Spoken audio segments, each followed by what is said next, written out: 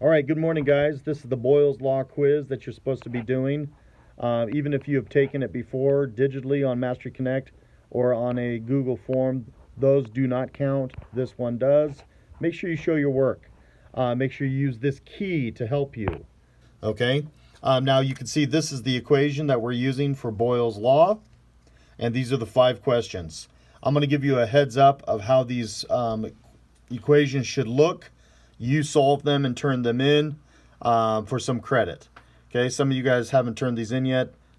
This is your last chance. So here we go. Number 1, it says a container holds 1,000 milliliters of carbon dioxide gas at 20 degrees Celsius. 20 degrees Celsius is not necessary for Boyle's Law. This will come into place for Charles' Law. This equation will not use the temperature. We will simply use the volume, the first volume, and the pressure here, this first pressure, which is measured in torr. It says, what will be the volume of the CO2 if the pressure is increased? So it's going to go from 742 to 795 torr. What does that do to the volume? Let's look over here at the equation. We have 1,000 milliliters at 742 torr equals the second pressure at 795 torr, and we're trying to solve for V2. So we put it in this equation, 1,000 milliliters times 742 divided 795 to solve for V2. Okay, let's go look at number 2. A gas tank holds 5,570 liters of propane at 830 millimeters of mercury. So that's our P1, that's our V1. What is the volume? We're looking for the new volume at standard pressure. This pressure has gone to standard pressure. Well, what's that? Well, use this key, standard pressure.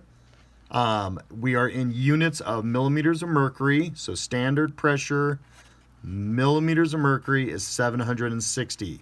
So over here, number 2, my P2 is 760 millimeters of mercury. My P1 is 830. So I put it in this equation to solve for V2. Okay, number 3. A balloon contains 14 liters of helium. The pressure is reduced to 2 atm, 2 atmospheres, and the balloon expands to occupy a volume of 25.1 liters. What was the initial pressure exerted on the balloon? What are we looking for? P1. We're looking for our P1. We're given P2. So the equation looks like this. 14 liters times P1, so we have our V1 times our P1 equals our V2 and our P2. We're solving for P1, this here. So you take your second volume, your second pressure, divide by your first volume to get your pressure. Okay, number 4. A sample of neon occupies a volume of 922 milliliters at STP, standard temperature and pressure.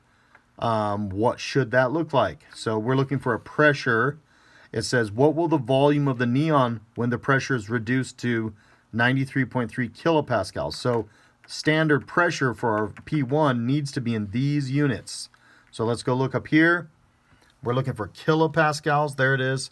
101.3 kilopascals will be what we use in this equation here, where we have 922 milliliters times 101.3 kilopascals divided by 93.3 kilopascals to get our new volume.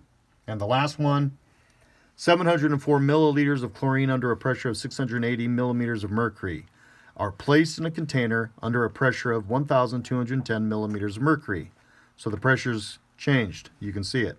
The temperature remains constant. We won't worry about the temperature on this one. What is the volume of the container in liters? So now we're looking for the V2. So over here we have our formula, 704 times 680 divided by 1210 to find our V2. Thanks, guys. Make sure you use this to be successful in your quiz. If you couldn't figure out how to set these up, now make sure you take this and get it in. Last chance. Okay, good luck.